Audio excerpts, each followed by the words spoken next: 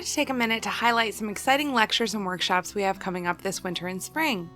Each lecture will be about a different topic, and a $10 donation is suggested. We will be kicking off our lecture series in February with the presentation Women's Shoes Through the 19th Century, Fashion and Feminism in the 1800s.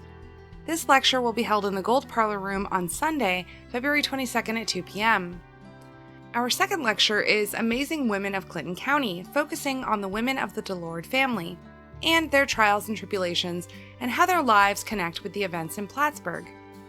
That lecture will be on Wednesday, February 25th, starting at 6 p.m. In March, we will also have two lectures. The first will be a continuation of Amazing Women of Clinton County, focusing this time on Jeanette Brookings Tuttle and Helena Augustin. This lecture will be on March 11th, starting at 6 p.m. Our second lecture in March is on Early American Portraiture, exploring the work of John Singleton Copley for America's 250th.